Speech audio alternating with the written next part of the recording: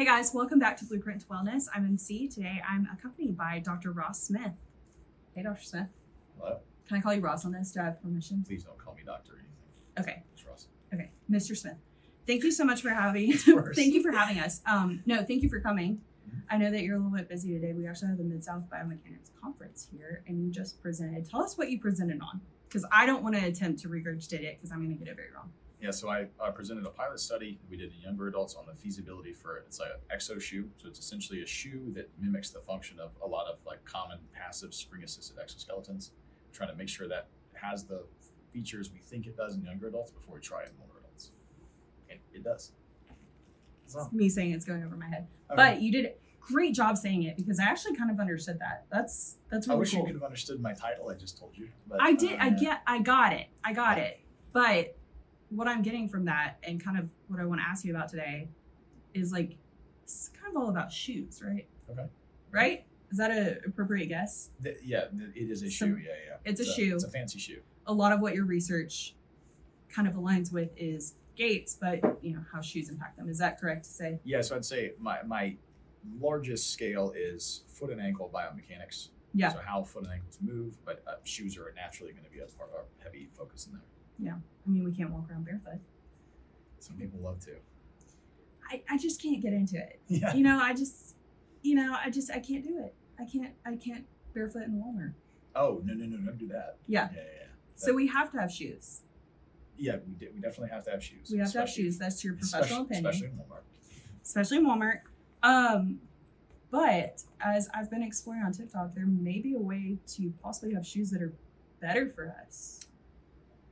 I'll kind of lead into that a little more, not make you guess on a very broad-ended question. Yeah, this is your trap question. This is my trap question. Big Shoe wants to know, right. How do you feel? So there's a current obsession. It's on TikTok. That's where I mainly am, but it's also on all the other platforms. Yeah. That's where I live. Yeah. A lot of people are really obsessed with like flat shoes that are more contoured to your natural foot, et cetera, barefoot shoes, minimal shoes, whatever you call it. People are saying that, if you have to wear shoes, there's big anti-shoe movement, that these are the better ones. Would you agree as a professional? That is a broad-ended question. I'm sorry. So I agree and disagree. Yeah. I think there's kind of want to know what the obsession is all about. Like, why would people even care about this? So this is kind of a fun. It's a history lesson in a way. Okay. So when I was actually getting my master's here at the University of Memphis. I would recommend. There was you could call it a kind of like a health craze, and it was minimalist shoes. So it was essentially, I'm actually wearing minimalist dress shoes right now. If you take away the heel, so you have a relatively flat, it's called heel to toe drop. If you remove the heel to toe drop, so they're equal footings, you expand the toe box. It basically, your foot shape is not really mirrored in current. I'm not going to call out any brands, but your major shoe developers, they kind of constrict your toe box and they'll have really high heels. Yeah. Now, the perception of them is that they're more comfortable, and I think they probably are. Probably. Put a cushion under the foot. It's kind of like, yes. That's nice. Yeah. But there is some literature that came out that was saying that was augmenting function. Now, that's a really broad way. It wasn't really saying they were unhealthy, which I think is where people heard, it's making me move different, and kind of went too far. There's a really famous book that was released called Born to Run. It's by Dan Lieberman at Harvard. And he was saying that you actually should probably try and get away from these kind of maximalist or hyper-engineered shoe designs towards something more natural. And that started, as with anything that's kind of a discovery in science, people take it too far. Yeah. So I do think there's something to be said about wearing a shoe that fits your foot. Yeah. This is often, if you just remove everything I just said, if you're wearing a shoe that's uncomfortable, you're probably not going to wear it very much. But sometimes just brands are cool enough to where you go, it's fine. I'll just wear them with the flowers and take them off. Yeah. Or shoes. Yeah. I mean, the things we do. I have a pair of 10.5 Jordan 6. They're like a Gatorade edition. They're garish. They're super green, but they're fun collector's items. Yeah. My feet don't fit in them, but I wear them from time to time. Yeah. But I think the idea is if you can wear a shoe that fits your foot better, why wouldn't you? Yeah. And I think there's an argument it's actually made from evolutionary medicine, meaning if we developed this way, and even if you're not into that, if that's just how your feet are, why wouldn't you want to let them do what they're supposed to do? So move the way that they do naturally. I feel like it's But- part of that big wellness trend that we're Yeah. seeing, like that has been bubbling for a while. And it's you know? kind of like this naturalist movement. And Mhm. I'm sympathetic to it, but I wouldn't call myself a zealot of that. Like you must wear minimal shoes all the time. Like I don't wear them when I play basketball. You actually just answered one of my last questions. So Oh, sorry. you got ahead of yourself. It's okay. No, keep going. I'm curious. I have a pair of minimalist basketball shoes, and the problem with that is you actually need some help with grip. Mm. And because they're minimalist, they're really thin, so the traction pattern doesn't work very well yet. But so yeah, you wear them as you see fit, and if you have no problems with normal shoes, I wouldn't worry about it. Yeah. Some people's feet are different shapes. I mean, you kind of answered my next question is like, why should people even care? And you kind of answered that in the sense that, maybe it is better if you move more in line with what your body was made to do. One of my other questions is like, what age, if people care about this, like what age should you start caring about? Is it a problem that you can put off until like your 40s, or like if you hear about it right now, should you start caring in your 20s? That's a great question, and I think that's actually more relevant to where this conversation is going in research. Mm-hmm. Especially some of your research too. Yeah, so there's kind of a sentiment, and there are outstanding academics all over the country that hold to this idea that you really shouldn't be in non-minimalist footwear, and maybe go barefoot as often as you can, to prevent certain conditions that are really common to aging. Yeah. And the issue with that is that you actually need to have longitudinal data to make that claim confidently, which doesn't exist. Meaning they're kind of prophesying if you have a foot and ankle problem, you get older, like bunions are a common one. And bunions kind of make sense. Yeah. It's basically Your foot's moving. Your big toe is Pinching. aimed inwards. Yeah. So if you have really narrow toe boxes, it's very obvious to come to the conclusion that that would be related to that. Yeah. Bunions, I think, is a pretty defensible one, but it's not actually proven that that's what's doing it.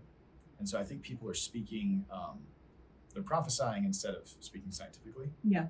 And that can be informed, but it's an inference. It's not like a data-driven idea. So Yeah, I there's think- no data that like if you start this at 25, you're guaranteed to not have problems at 50. Like Right. that's what you're telling us. It's also Yeah, super difficult to have money to study people that long, so that's a big part of it. of course. And I mean, I feel like this is kind of more of a newer concept, or at least Yeah. research on it is Yeah, newer. definitely. So I think it has to do with understanding kind of the principles at play, which is like your foot moves this way. Does your foot move very differently, or do you have discomfort in other kinds of shoes? Yeah. Wear what's comfortable. And then I was kind of getting this through the basketball idea. If you want to wear, so basically if you want to run, so running is kind of where this came from. The book was called Born to Run. Yeah. And you look at these maximalist shoes, like Vaporfly has a carbon fiber insole. It's shaped weird. It has a rocker shape, so it doesn't have like foam that goes all the way across. It has this like weird cutout at the front and back. Yeah. It's all this science stuff. It makes you run faster. You put a bunch of foam underneath as well. You have an extra spring, so you can kind of like literally, you're like Tigger from Winnie and the Pooh, just Yeah. bouncing around everywhere. Yeah. You're gonna run faster in those. But if you're worried about longevity, maybe that's gonna augment the way you move in a way that isn't optimal for your health. It's a running shoe, so it's Mhm. just taking into consideration things like that, as opposed to saying I'm only gonna wear minimalist shoes forever. Yeah. I'm So only like, gonna don't do wear it for a maximalist. status symbol. Do it based off what you need in your lifestyle. That's what Yeah, you're I saying. think the healthy balance is because if you're trying to run fast, why would you wear something that makes you run slower? It's kind of the. True. So I think it's just be informed and use footwear for its intended purpose, Yeah. not for like a marketing strategy. 'Cause there's a lot of footwear features that they advertise. They're not Yeah. actually sure what they do. But I mean, like the average person who's, walking average amounts, doing average things, probably not running. I mean, they might be running a marathon, but like, Yeah. you don't think having a minimal shoe is going to make or break like their life, or like there's just not enough data to support it. I think it's very difficult to make the case that a minimalist shoe is going to massively improve your life. I do think there's some evidence that wearing them will make your intrinsic foot muscles grow larger, which is Mm. funny enough. A company got sued right when I was in my master's for making that claim, and then We're not going to say that. 15 years later, found out they were right. Yeah, we'll cut all the claims that we make from this podcast. Don't Oh worry. yeah. Well, I'm not making this claim. This is kind of a recent finding that everyone's like, Yeah. you guys could probably counter sue. But essentially, there are some benefits to wearing minimalist shoes. You also tend to have better balance because you're not suspended off the ground and you don't have a foam Mm-hmm. layer in the way. But no, you mentioned you were lifting in Converse, right? Yes. You were asking if that was a flat shoe. It is Yeah. a flat shoe, but toe box room notoriously narrow. I have narrow feet, so I think I'm good. Okay. Yeah. If it, like this is wide on me. Oh really? Yes. Okay. Like I have very much like room. Cool. It's a Carter thing. All the Carter women have very narrow feet. Cool. So we've also kind of covered this, but with the whole like be as natural as possible kind of mindset that I feel like people are trending towards. Mm-hmm. How hardcore do you the crunchies, no hate, no shade, no hate. No, Full love. them, so continue. Yeah. Like how hardcore do you feel like people need to be about this? Like say from the average person, maybe does one marathon a year. Like let's give the average person that trains for one marathon per year. Do you need to go and throw out like half your shoes, buy all the new stuff? Like how hardcore do you need to be about this? I know that's a hard question because like you're not their personal medical consultant. I would say you don't have to be hardcore about it at all. You don't have to change anything. I think that there's a pretty good argument though for if your shoes are fitting you weird or misshaping your foot, maybe you should consider a wider toe box option. Which by the way, there are versions of that don't have the cushioning removed. That's something you need. Yeah. I mean, like these are cool. I know they have the cushioning removed, but like those are cool. Those are cool shoes. It is one of the major oppositions to minimalist footwear, and this is a huge barrier of mine. Is they kind of look goofier because we're so used to seeing this like sleekness. Yeah. And they have to be wider if they have wider toe boxes. These hide pretty well. They're cool. Yeah, appreciate it. I mean, they look normal. I was about to say like, oh, you're not wearing your shoes today. Oh yeah, I'm not wearing my like just single panel. Yeah, like you have those Chelsea boots. Yeah.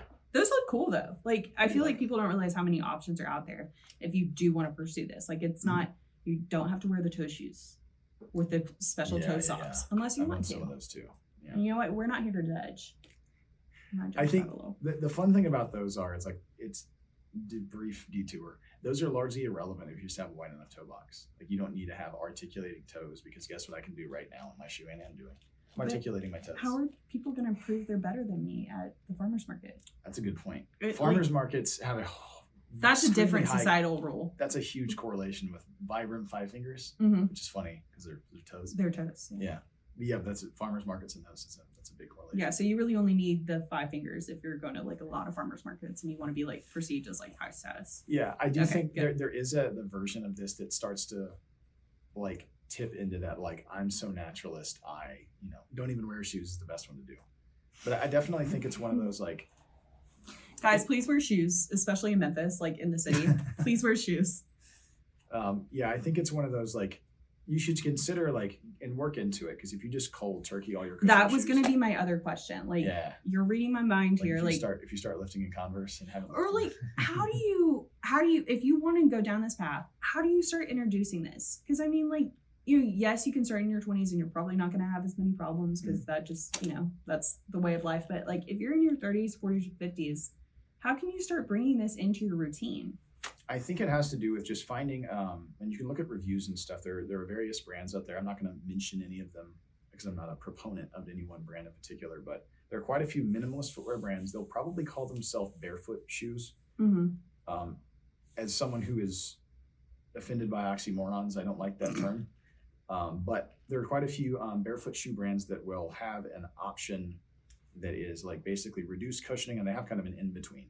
So it's kind of like a gradual thing. It's like a set, like it like kind of It gets you there, and it's also functional. If you're if you only play pickleball as your recreational activity, I would not wear only minimalist shoes to play pickleball in. Because it's usually on concrete.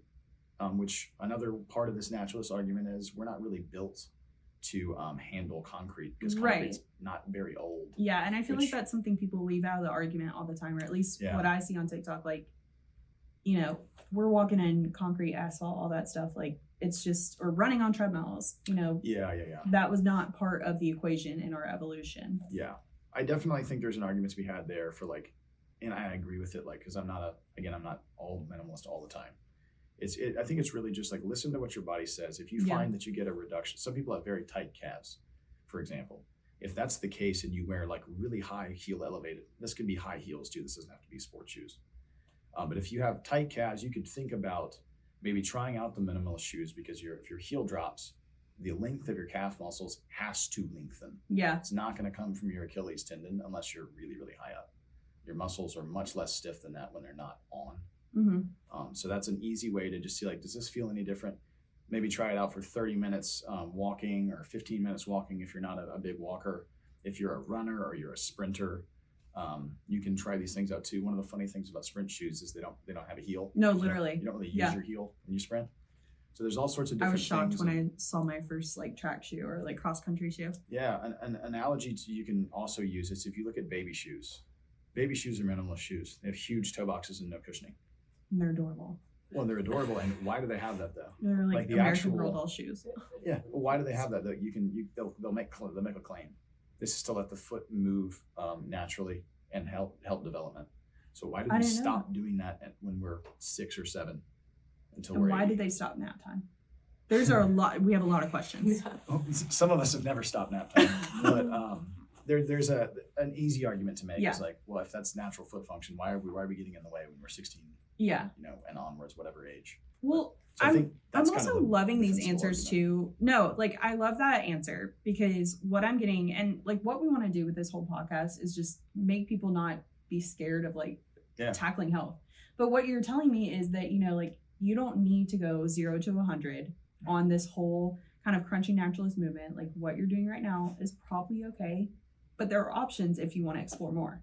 Yeah, I think it's finding the medium too, because Yeah. people are going to be in different situations where it's like I don't have any ability to 100%. change to like barefoot. Maybe I live in Chicago. Yeah, and I mean it Like is an it's a really expense, tough you thing know? to walk around in public barefoot when you go Yeah. to streets. And you might need cushion for debris and stuff like that. Yeah, so I mean the shoe thing in general is just to make sure your feet don't get hurt. So that's kind of the bare minimum. Hence the minimalist shoe is like this is the bare minimum of what you need to not hurt yourself. But if you walk on, if you stand for 10 hours a day, like if you have a waiter job, don't go full minimalist for that shift. You'll feel it. 'Cause Yeah. you have to adapt to that. And it's really subtle adaptations. You won't really feel it until you feel it elsewhere. On your heels. Yeah, it can be in your heels, it could be your knees, it could be your SI joint. That's a really common one. Which where's that? That's in your pelvis. Oh, okay. So it's your sacroiliac. So you can get some tension there if your foot position changes. And speaking of that, one of the arguments a lot of people make with the minimalist footwear, I guess community that's like super religious about it is that it puts your foot in the position it's supposed to be in as well. So if you don't have arch supports, etc. And I do think there's an argument for that. It's actually a philosophical thing. I talked about it in my presentation.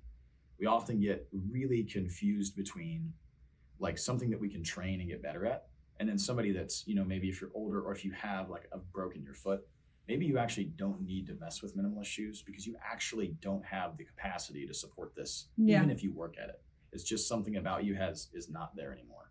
Yeah. That's especially the case with advanced age. It's like if you're 75, you can try minimalist footwear, but if you find that you actually need the arch support and you maybe even have a condition that contributes to pain in that section, don't worry about minimalist shoes. I have something philosophical to say. Okay. We as humans have evolved, yes, but there's a reason shoes have evolved with us. So it's okay to take advantage of those options. Oh, sure. Yeah. Yeah, there's- you didn't know where I was going with that, but yeah. And there is over engineering of shoes. Okay. Yeah, so it's always that balance, right? Don't come for my Stuart Weitzman. I don't even know what a Stuart White is, so I Weitzman. Weitzman. Okay. He's a shoe designer. His Okay. shoes are very uncomfortable, but they're amazing. Oh, They're I see. beautiful. I see. Yep. We're talking like 90 Oh, degree. yeah, Not yeah. full 90, but Very, very elevated. and even 45. Ooh, yeah. High heels is a fun one in all of this too, because it's kind of an extreme example of what we're talking about. Right. Yeah. Same thing. Well, there's a reason also no one wears them all the time. They don't feel great after a couple hours, do they? I feel like I've lost feeling of that, but yeah, I agree. Like there are some that are very It's uncomfortable. funny that you mentioned that. That's called neuropathy. I past a certain point, I just ignore it in my head. Yeah. I see what you mean. I'm just I'm used to it, so I don't care. Yeah, you get a deadened sensory response. It's just like this again. Let's do it. Yeah, it's just I don't register it anymore. Mhm. I can feel it trust, but Yeah, I think it's just one of those things of give it a healthy mix and incorporate it. Because I do think there is, even though people are kind of prophesying about minimal footwear, it's not going to change it's not going to make you live longer, which is an actual claim I've heard people make. yeah, I think it's just it doesn't make you morally better. I feel like that's No, something sometimes people need to remember. that's actually what I really came here to say. Yeah, You're not better than somebody else because your shoes make your foot move differently. Honestly, I do, and we may cut this for philosophical reasons, but like I feel like a lot of this wellness movement is just because people want to feel like they're doing the right thing, and like there is no such thing as a mass good thing to do. Well, I retract that. There are very good things to do in this world, but there's no such thing as like a one size fits all solution when it comes to taking care of your body. Yeah, and it's always like it's argued from dogma. Often when you hear that, it's like, well, it's naturalist. I'm like, what if what if someone breaks their foot and they don't have a longitudinal arch anymore? It physically can't form. What do you do with that? Yeah. You that person's screwed. You wear minimalist shoes and you deal with it. It's like, well, probably not. You'd see if you can come up with a reason or a way to augment that. No, so there's a reason why some of these tools were invented. It's biology and engineering, and they're not in opposites. They're supposed to work in synchrony. And so people love to engineer. Mm-hmm. People also love to fix problems that don't exist.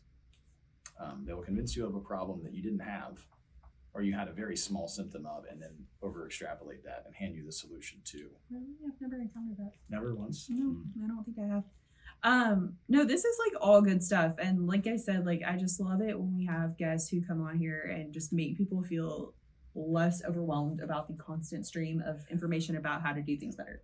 Because I mean, this is exactly what Marie did. Like this is what you're doing for us, like it's not so scary. We don't have to throw out all of our shoes and buy minimalists, naturalists, barefoot shoes, whatever you want to call them. We don't have to go on the Amazon.